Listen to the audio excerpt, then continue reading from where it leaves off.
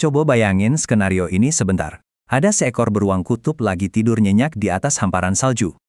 Perlahan-lahan, salju di bawah tubuhnya mulai mencair karena nyerap panas dari tubuh si beruang. Masuk akal kan? Tapi, pernah kepikiran nggak sih, kenapa proses sebaliknya itu nggak pernah terjadi? Maksudnya, kenapa si beruang kutub nggak bisa tiba-tiba ngambil panas dari salju dingin di sekitarnya buat menghangatkan tubuhnya sendiri? Nah, paradoks beruang kutub ini sebenarnya pintu masuk kita buat mahamin salah satu aturan paling absolut di alam semesta. Yaitu, panas itu punya arah aliran yang benar-benar ketat. Halo semuanya, selamat datang di eksplorasi materi kita kali ini. Jujur aja, saya antusias banget buat ngebahas topik hari ini, karena kita bakal membedah salah satu konsep fisika yang paling memukau, dan efeknya tuh berasa banget di teknologi yang kita pakai sehari-hari. Yap, hukum kedua termodinamika.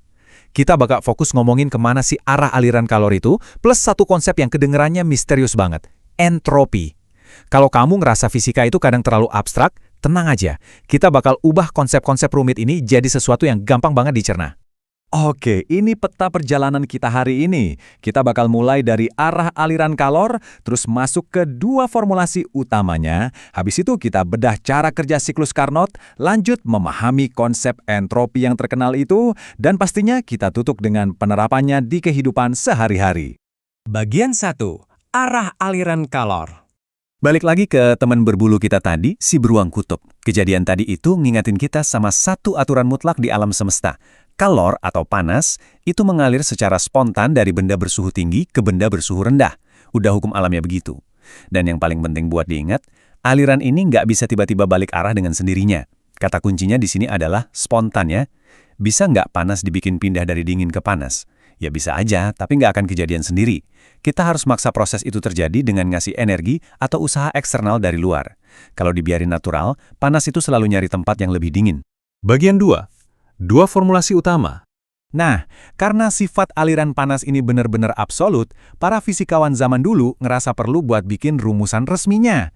Ada dua pernyataan utama nih soal batasan ini. Yang pertama, rumusan Kelvin-Planck.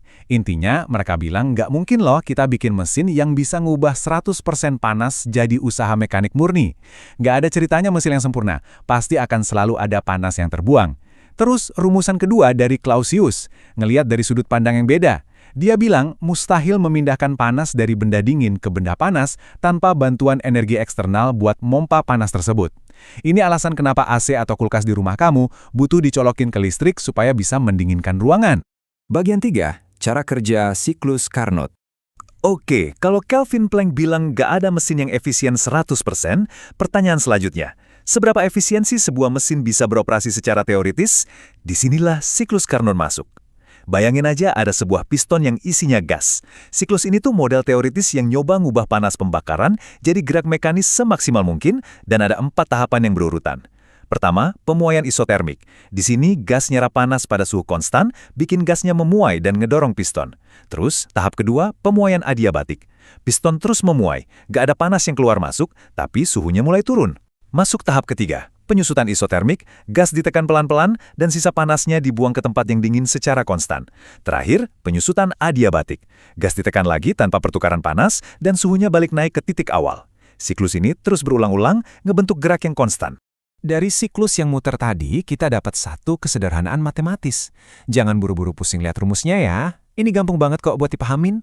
Buat mesin pemanas Carnot, usaha yang dihasilkan, yang dilambangin huruf W ini, pada dasarnya cuma selisih aja. Selisih antara energi panas yang masuk, atau QT, dikurangin sama sisa panas yang kebuang alias QR. Semuanya diukur pakai satuan Joule. Sangat logis kan? Kamu masukin sejumlah energi, sebagian kebuang, nah sisa yang tertinggal itulah yang benar-benar berubah jadi usaha atau gerak. Terus, gimana cara kita mengukur seberapa bagus mesin tersebut? Disitulah kita pakai yang namanya efisiensi mesin. Biasanya dilambangin pakai huruf Yunani, eta. Sekali lagi, konsepnya simpel banget. Efisiensi itu ibarat rasio. Seberapa banyak sih hasil kerja berguna yang kita dapat dibagi sama total energi panas yang udah kita masukin di awal. Dan berkat hukum pertama termodinamika, perbandingan energi panas yang masuk dan keluarin itu ternyata berbanding lurus sama suhu reservoir panas dan dinginnya.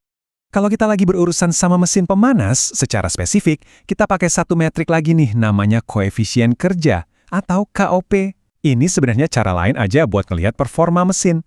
Hitungannya cukup dengan membagi panas yang diserap sama usaha yang dilakukan. Dan rumus ini bisa langsung diturunin dari angka suhu tinggi atau TT sama suhu rendah atau TR. Semakin dekat nilai KOP dengan angka tertentu berdasarkan rentang suhunya, semakin gampang kita tahu persis seberapa efisien sistem tersebut bekerja. Bagian 4. Memahami konsep entropi.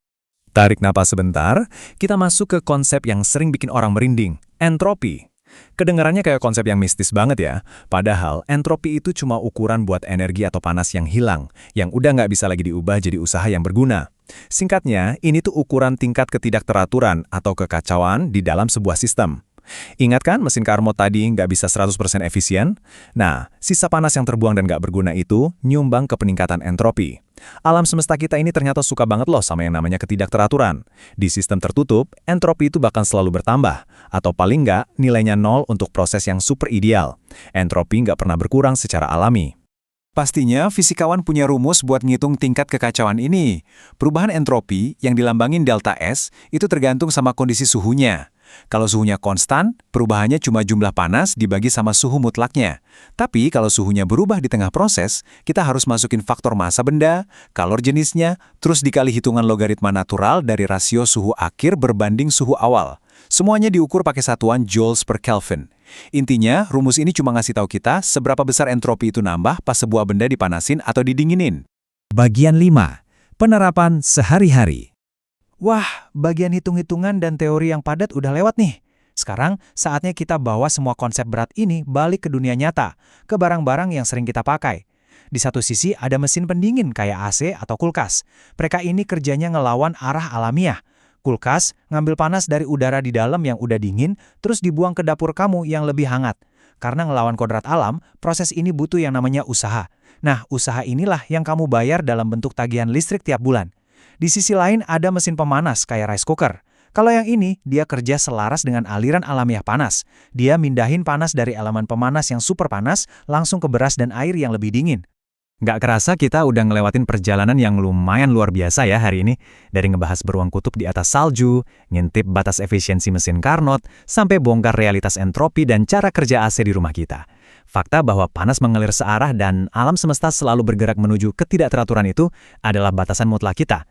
Tapi pertanyaan yang tersisa buat kamu renungin di akhir eksplorasi ini adalah, mengingat semua batasan hukum kedua termodinamika ini, bahwa kita nggak akan pernah bisa bikin mesin yang 100% sempurna, gimana sih caranya kita bakal terus merancang inovasi energi dan teknologi di masa depan? Ini jelas tantangan terbesar buat para insinyur kita. Makasih banyak udah ngikutin eksplorasi materi ini. Saya harap sekarang kamu bisa ngelihat suhu dan panas di sekitarmu pakai sudut pandang yang benar-benar baru. Terus asah rasa ingin tahu kamu, dan sampai ketemu di pembahasan seru lainnya.